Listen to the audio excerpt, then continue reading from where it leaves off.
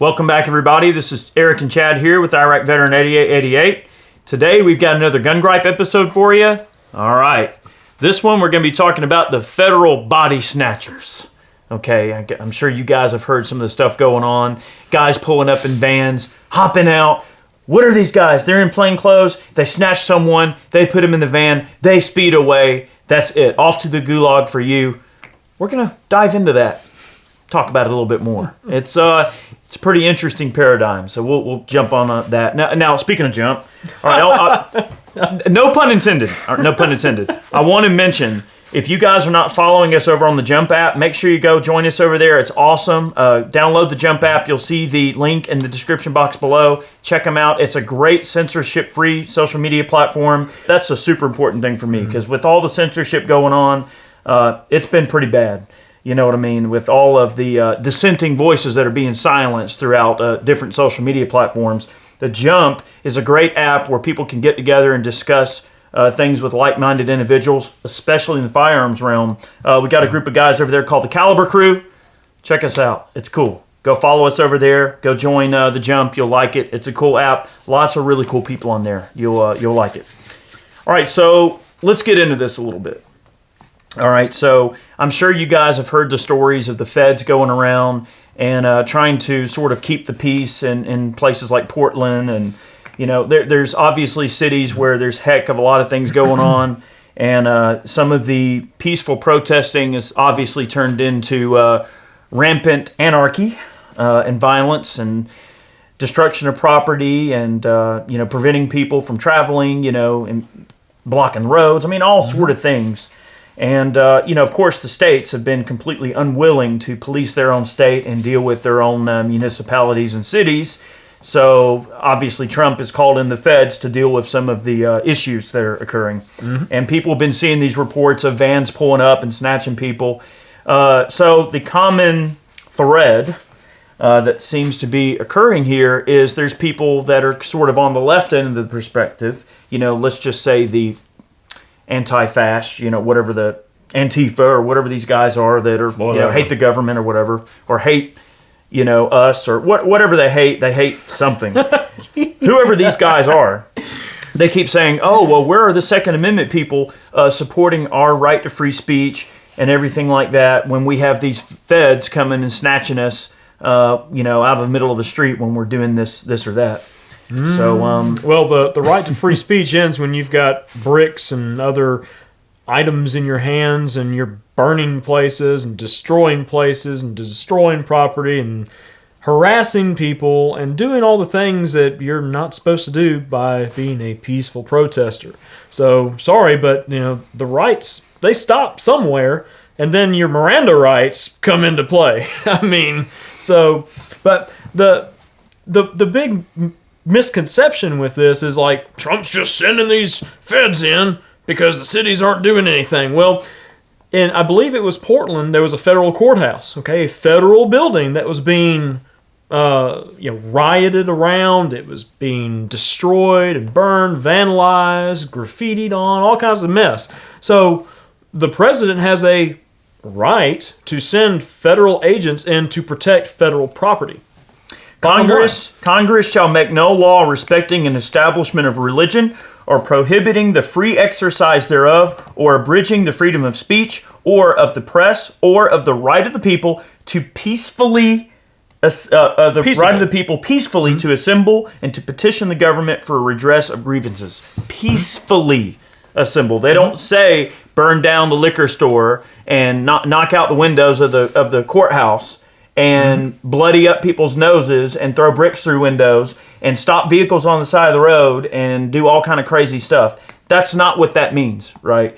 There is a process. The First Amendment, when we look at our rights in their totality, the Constitution is a document. If you think about all of our constitutional rights, they are basically a laundry list of things that limit the power of the government. It's not to limit you. It's not to limit the people. It is a list of limitations of the government, of things that they can't do to us as a society, right? And our founding fathers and their brilliance and their grocery list of rights, the First Amendment and the Second Amendment are the most important ones. The freedom to speak your mind and obviously bring up grievances and issues with the establishment, the government, and to speak your mind and let your voice be heard and to, let that opinion be out there and everything and to, have a grievance.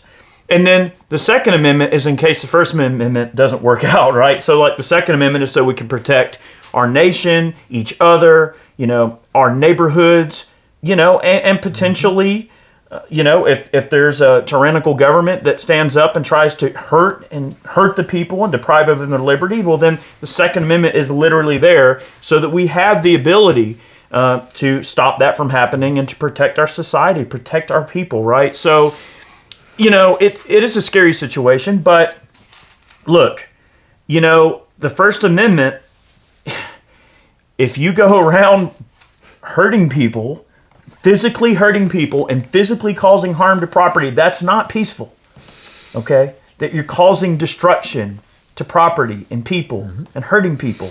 That's not peaceful. Yep. And then, also, okay, there are folks in their vehicles just trying to drive on a public roadway being blocked by gangs of protesters, okay? So you are being restricted your freedom of movement.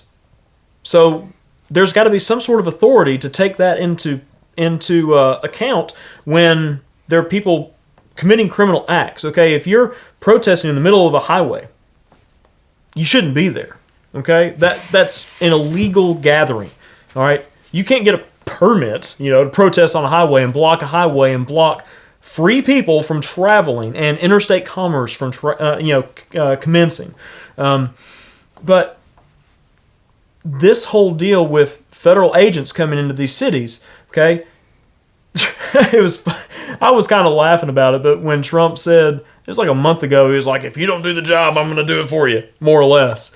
And you had the mayor of Chicago, Lori Lightfoot, I believe her name is. She was just totally against the idea of feds coming into Chicago to quell any of the violence that's going on there. On top of the violence that occurs there on a regular basis, that she and the Illinois governance, they blame it on the lax gun laws of the surrounding states. Just a little side note there. So they blame all the problems in Illinois, and especially the problems in Chicago, on all the lax gun laws around them.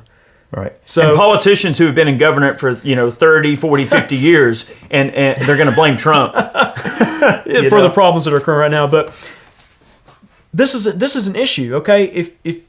If protests want to commence, okay, and you have a grievance against a group of people, the government, the police, whatever the case is, make that grievance known. March. Peacefully protest. But the minute that things turn into chaos, just like what's going on right now, every night across all the major municipalities, just about it seems, then I'm not going to say that I don't believe federal intervention is unwarranted, okay? Especially if there is a legal reason for them to be there, which is the destruction of federal property, okay? Especially if it's a destruction of people's property, businesses, and hurting people, and if the local government's not doing anything about it. So in order to suspend some of the violence that occurs every night, these municipalities are pulling their police forces and stuff out. They're not allowing them to go in because they don't want to stir the pot, so to speak. So you're just going to allow this crap to continue happening in your cities, and all the populace that's there that doesn't want anything to do with this crap. They're the ones who are suffering under your foot, okay, under your boot, more or less. So you're supposed to be a leader in these big cities, okay, the mayors of these big cities, but yet they restrict the movement of the authorities that would help break this crap up. I mean, look at the mess that happened in Portland with Chop and Chaz and all that other mess. I mean, dude, what were those people thinking? What were they trying to do? We're in an autonomous zone, but we need outside help. Yeah, send food. I mean, send supplies. Clean up our trash. Look, man, more power to you. But when it affects the everyday lives of other people around you, that is where people have to draw the line. And authorities have to draw the line. They're like, look, I'm not allowing this crap in my town. And this stuff needs to stop. These nightly demonstrations need to stop. And to think that the cops being nowhere to be found, these federal agents being nowhere to be found, think that that's going to quell the violence, that things are going to settle down? Hell no. They're just going to continue on like, hey, we got free reign. There's no cops around. Party. All right. Woo! So let me play devil's advocate.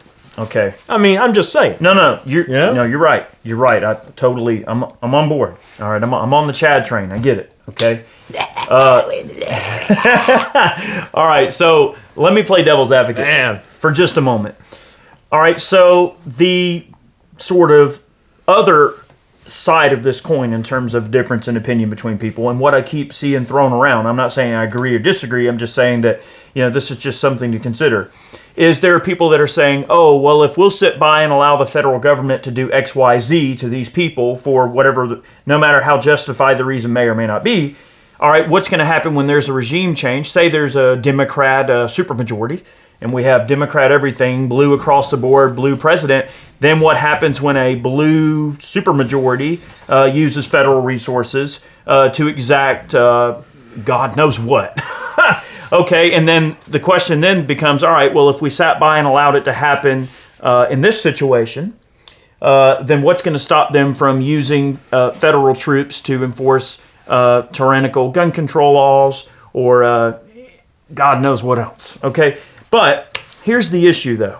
If you look at the majority of people that are in the United States, an overwhelming amount of people, this middle of the line, Joe Blow people just trying to, they're tired of Corona. They want to get back to work. They want to get back to this booming economy. They want to get back to going and doing things with their kids. They want to get back to going to concerts. They want to get back to, going and doing after school activities, going, to the movies, going to the if they're even in school?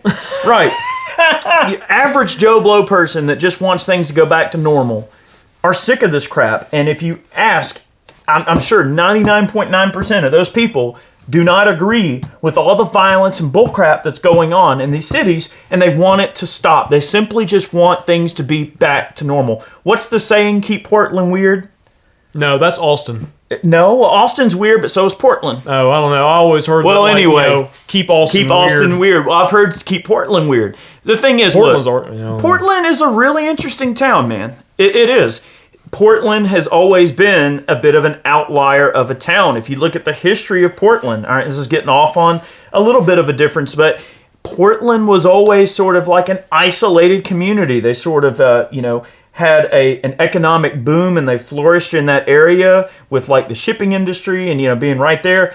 But the thing is they were almost always sort of their own outlier. And I believe that in the the national stage of politics, that Portlanders, I guess you would say, Portlanders, the Portlandiers, or whoever, Portlanders, have always viewed that they are misrepresented or not even represented at all in the national stage because of their geographical, what's the word I'm looking for? Their, well, it's not a geographical anomaly. Yes, but because of their secluded geographical location, right? And that's just, the way it is. But Portland's always been kind of a weird town. So it doesn't surprise me to see this type of thing happening in a place like Seattle or Portland or some of these areas that are so like outlandishly in our minds as Americans, sort of far away from the hustle and bustle of every day, right? So I'm not saying I agree with what they are doing. I don't. I think it's terrible to do that to your community and to, what they're doing up there is crazy. Like, you're burning down businesses, you're hurting people, and you're committing violence against people, you're committing arson. And yeah, enough's enough. If the local police are not going to step in and do anything, if the mayor ain't going to do nothing, if the governor of the state isn't going to do anything, well then guess what? Someone's got to do something. And it's either Joe Blow America get together and deal with it, and you don't want that, trust me, or it's the feds dealing with it. They're using rubber bullets, they're using mace, they're using pepper spray. They're trying to deploy less than lethal methods. So it's a slippery slope. It is. I mean, so let's just think for an example, okay? The massive protests that occurred in Virginia to protest anti-gun legislation that was coming down the pipeline from Governor Northam. All right? Were there federal troops there trying to quell any violence? No, because there was no violence. That was peaceful. A peaceful protest with many armed individuals of all different creeds and backgrounds focused on a grievance. They were focused on the grievance against the Second Amendment by Ralph Northam. That is how a protest is supposed to work. It was Americans caring about Americans, caring Yes. about America. This ain't a tribal thing. This person, that person, that group. America coming together for one unified cause to support the Second Amendment. That is what our founding fathers intended when they wrote the First Amendment. Yep. So, fast forward to now. All right. You had an event happen. All right. George Floyd. It's all over the media. Okay. People are jumping to conclusions on things and just getting on the bandwagon. Okay. You want to protest that and you want to protest police brutality? Whatever's in your mind that you need to protest, by all means, it is your God-given right to do it. Okay? And it is amended by the Constitution of the United States for you to be, able to do that. However, there are people out there that use these crises. Never let a good crisis go to waste. They will use these events to garner an insurrection mentality, okay, against not only the powers that be, but just America in general. People that hate America are coming to these protests, and you've got, BLM, who is admittedly a Marxist organization, like we've talked about in the past. Their ultimate goal is to abolish the nuclear family in this country, and I've said it in numerous other videos. Family is the backbone that this nation is built on. A strong family raises strong children. Strong children grow up to be strong leaders in this country, but yet we are raising a bunch of pansy-ass children, spoiled brats in this country these days who feel that they are so entitled that they are entitled to the labor, of your body, okay? They are entitled to your labor to fit their cause, and their opinion matters, but yours doesn't, because the First Amendment is only for them, not for you. So when you have those kind of people trying to spread this socialist and this communist message, okay, and just upset society in such a way that it creates all this divisiveness, you read about it in these articles, okay, like in the New York Times, the former newspaper, the New York Times, as Andrew Clavin likes to say. They constantly use white, black. They use those divisive words, okay?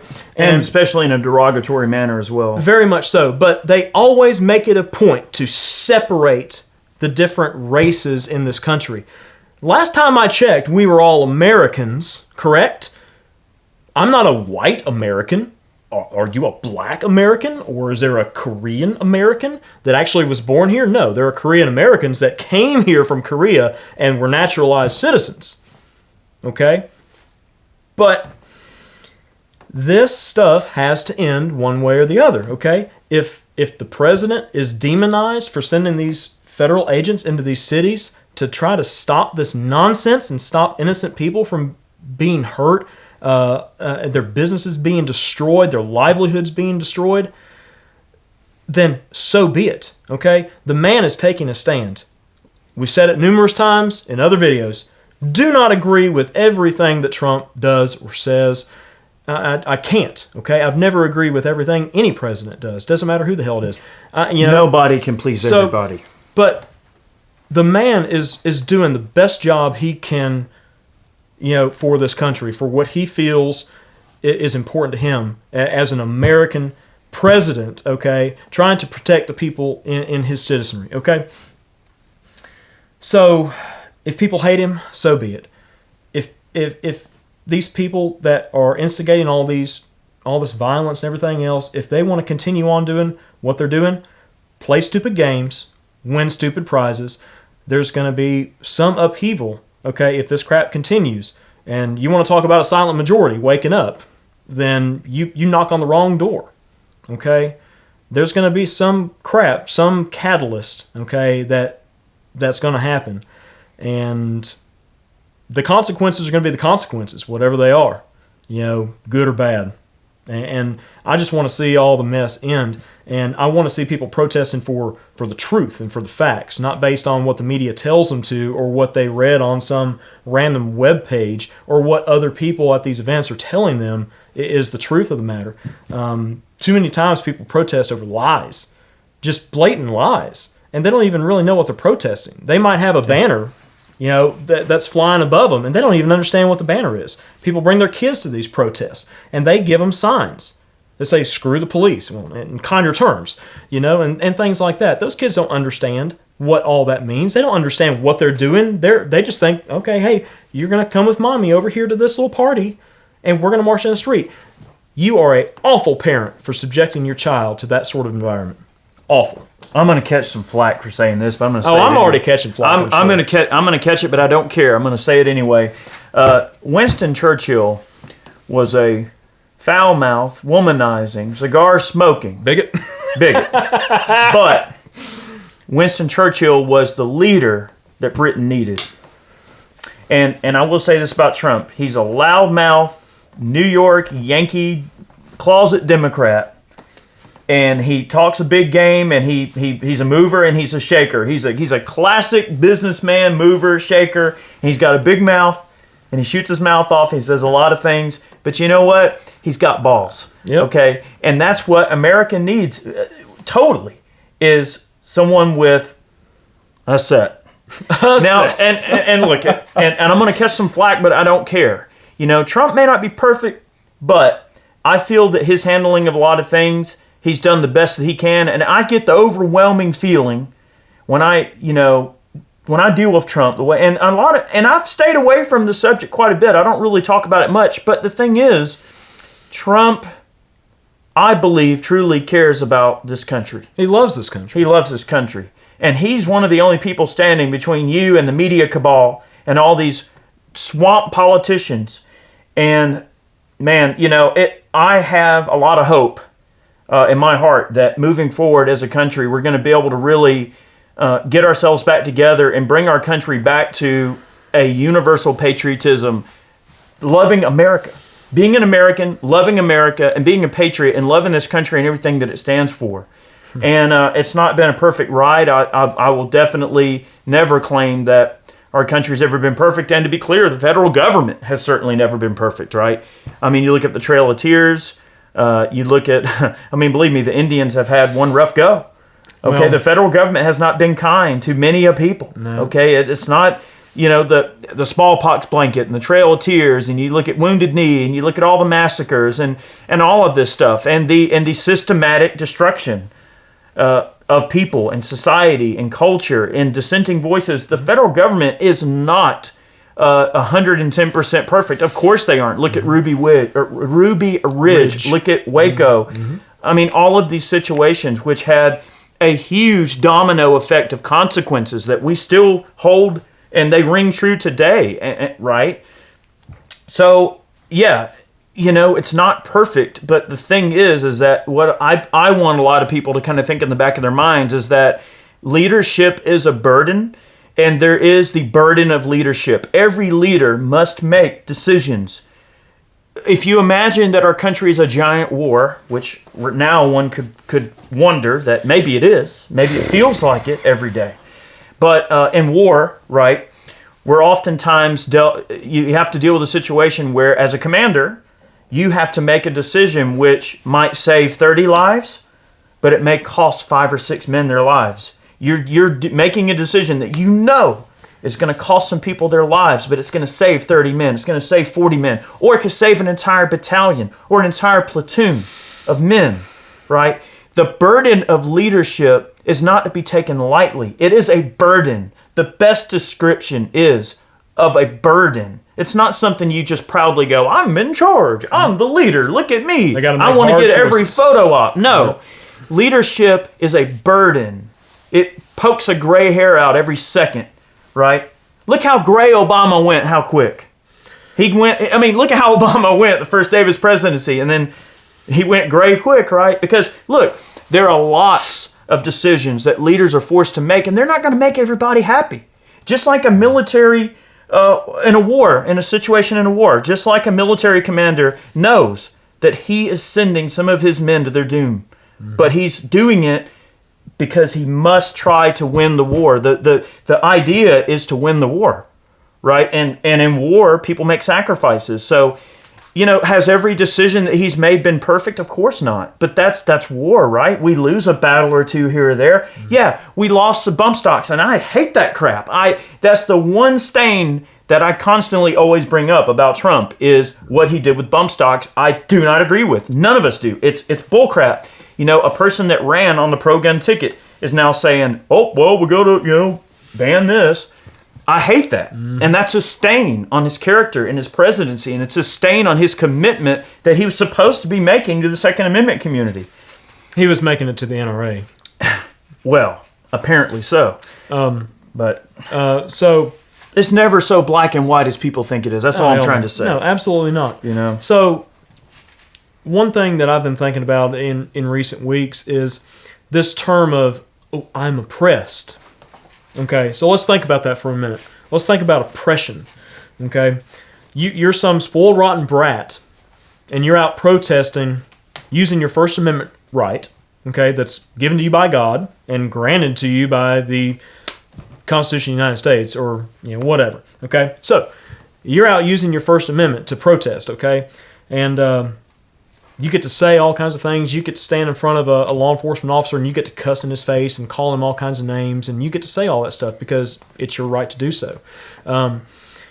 There are people around the world today, okay? People think oppression doesn't exist today, okay? There are people around the world that are enslaved today. There's trafficking that goes on with women and children, okay? Sex trafficking. Those people are oppressed. There are Muslims being oppressed in China right now. Upwards of millions, 3 million Muslims that have been detained and put in re-education facilities. China is now going around to poverty-stricken communities where most of the residents are on welfare, and if you are a Christian in China now, you have to replace images of Jesus with images of Chairman Mao, who is one of the most heinous people in all of history. Okay? So they are forcing the state religion on you, which is communism. There are people who are in these protests that want that here. So, are you truly... But have never lived under it. Are you truly oppressed? There are people in Venezuela, former communist nations that had escaped, and they tell their stories, but no one wants to believe it, and the media silences them. They do not spread that information. They don't disseminate it through their social media outlets and such. People try to like it and people try to share it. They get shut down in the algorithm. They don't want you hearing the truth because ultimately that's what people want here. And there's a very interesting series, I think it's 4 parts, that Attorney General Barr, Mike Pompeo, and a couple others put out on the rise of China in the world, stage, and how by 2030 that they will control a lot of natural resources that the world depends on for mainly technology, but not only technology, but other critical industries as well, especially medical. I mean, most of the drugs that are in your cabinet, okay, your medicine cabinet, where do they come from? Well, the raw materials come from China, okay? A lot of the stuff that we use here on a regular basis comes from China. So one could say that they are kind of in control. Where did coronavirus begin? China. So Trump gets... China. All right, so Trump gets killed when he calls it the China virus. And then you got people on the left that want to say, oh, it's the Trump virus because he didn't do enough. Trump did more than most. All right, this is an unprecedented time in the country and in the world in general. But when you look at the big picture, people want to focus on these tiny little things. They want to focus on one person being killed by the police, which definitely is a tragedy. But when you look at the big picture and you look at the facts, you see the truth right there, plain as day. But you either choose to ignore it or you choose to embrace it and move on with your life. Okay? Protest what needs to be protested, and then leave everything else, alone. Okay? This whole anarchy, that all this stuff is to drive the country into this communist state. These big organizations that are leading these pushes in these major cities. That is their ultimate end goal. They want that here. What's in China, they want here. This is just like Russia back in the day, the USSR. I mean, the only good commie is a dead commie. What happened to that mentality? Like, who would want communism in their life? Not the people that live through it. All you have to do is listen to the people who have lived through it. I mean, like, we can do it better. At the former, Republic of Yugoslavia. I mean, some of those stories out there are pretty harrowing, and they really wake you up to what can happen when you allow these things to propagate and spread within your culture. So, I mean, it's a slippery slope, and I'm not going to say there's ever a perfect answer to every situation. I'm not saying that the federal government's perfect. They certainly aren't. I have my issues with the feds, of course, in certain cases. I don't agree with the ATF. I don't agree with all of the trampling on our rights, especially our Second Amendment rights, in terms of the way we have to deal with all these bullcrap gun laws, and all these gun laws keep getting proposed and added to the books.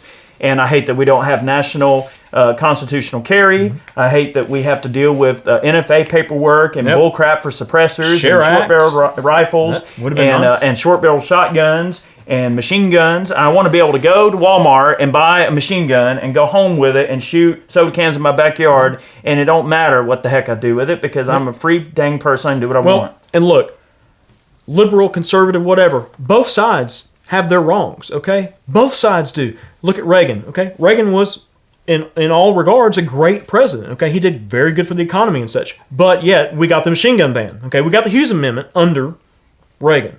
That was allowed to go through. He signed it. Okay, so that's a story that we've talked about in the past.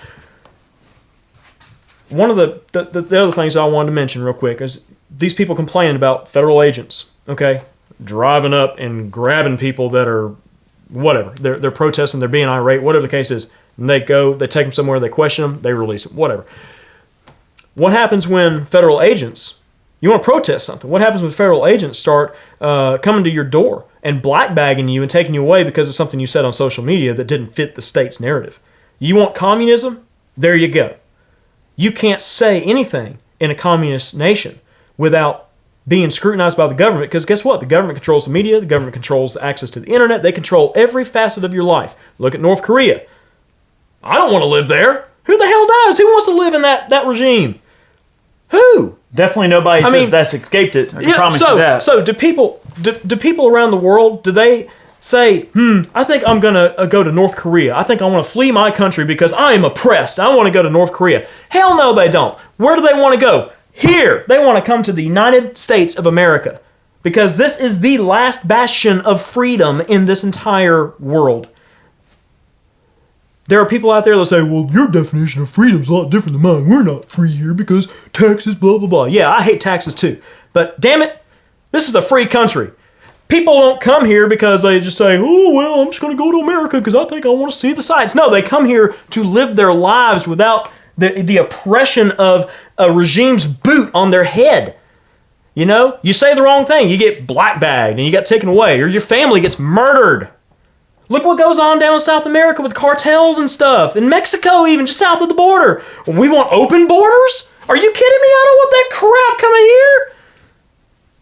I can keep going, but man, what else is there to say? It's definitely sketchy, and I feel it's important to acknowledge. I mean, it's not perfect, right? Oh hell no! If it was perfect, it would be the socialist utopia that everyone dreams of. Nothing is perfect, and no situation is perfect. No government is perfect. The feds aren't perfect. The people aren't perfect. I mean, we have been perpetuating a giant experiment for all these years. Dude. It's been a large social experiment, but you know what? Despite our shortcomings, despite our overall history, despite where we've been, despite where we may be going, this is the best place on the planet to live. And I'm proud to be an American, and I was born here, and I'll die here, and I'm proud of this country. I'm proud of my heritage. I'm proud of where I'm from. I'm proud of this country, and I'm happy to live here. This is a great place to live. You know what I mean? It's not perfect, of course, but it's a slippery slope overall, the way that we approach this thing. All the people that are wanting to create division are definitely part of the problem, right? And I think that the majority of average Americans in this country just want to get back to the normal thing. They want to get back to working, back to, taking care of their families, back to spending time with the kids, back to going to the park, going to movies, going to concerts, going out camping, fishing, just being people, living their lives. They don't want disruption of freedom. We want uninterrupted freedom. We don't need you in our freedom. We want you out of our freedom. We want to live the way we want to live. We don't have a lot of time here, guys. You know, in case you haven't noticed, time keeps on ticking. We don't ever get it back. Every second that goes by, we don't ever get it back. Mm-hmm. And I just want to enjoy the time I've got here. Well, and I want to try to leave a little bit better world than the way I found it. That's all. People spend too much time worrying about crap that's not only outside of their control, but they don't have any business worrying about it anyways. Like, somebody said something on the internet. Whoop-de crap. Somebody half a world away said he doesn't like you. For real. If you got a family, that's where your focus should be. Your focus should be in your circle. And make sure that nothing interferes with your circle. All right, before we leave, one last thing I wanted to mention. I'd mentioned this to Chad earlier. I'll try to, maybe Chad can find the photo to show you or whatever, but I remember seeing an article where like 30 people got arrested by the feds, right? A group of 30, and they showed a bunch of mugshots. Mm. And they highlighted a bunch of them. Out of like 30 people that these feds black-bagged and arrested and questioned or whatever, 19, I believe the number was 19. 19 of them were teachers. What does that tell you? And these aren't just random people that they're snatching up. These are people that they've caught on camera doing stuff. They've looked at them. They've identified them. They've multiple complaints. Like it's not just random people. These are people they are targeting because they are causing issues, and they are certainly like catalyst people within this situation. These are also the teachers that don't want schools to reopen, but they're at these big protests and crap. Around all these people.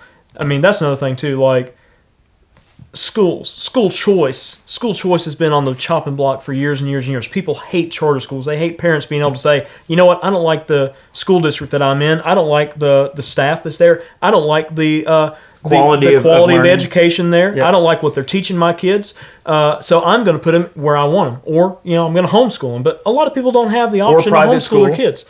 So charter schools are a great option. But this leftist mentality, they always want to just get school choice out of here. They want your kids indoctrinated by their system.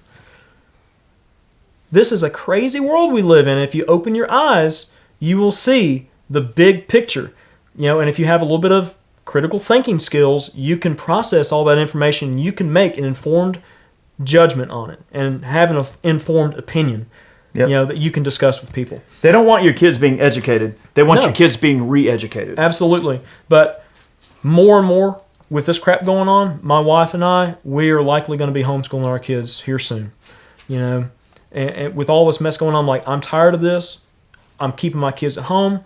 We will socialize them with other parents that have the same morals and fortitudes as we do. And the same ideals as we do, as far as families go, religious beliefs, the Second Amendment beliefs, things like that. Okay, we're going to surround ourselves with people who we can really socialize with. Okay, and we can really trade time like educating all of our children together. Okay, and really teach them about life, morals, values, responsibility, like hard work. I mean. Your kids don't have to work hard in school. Some of these teachers will just let them slide by. Like, they put all the notes on the board. And then it's like, okay, we'll test this next week. That's not educating your child. That's not teaching them anything. That's just teaching them how to copy words on a board and then, basically cheat on a test, more or less. You're not learning anything. They're not getting anything from that. But I can't. I know. Believe me, it could go on for an hour, just talking about the hypocrisy of all different sides of the spectrum. It's awful. It's difficult to even talk about because it's just so infuriating. Yep. So infuriating sometimes. Just the audacity of some of the people in this country and what they believe should be good enough for you. Well, don't pick up a brick or a Molotov cocktail or a lead pipe or a piece of chain and don't hurt anybody. Don't block the road. Don't smash a window. Don't rob a store.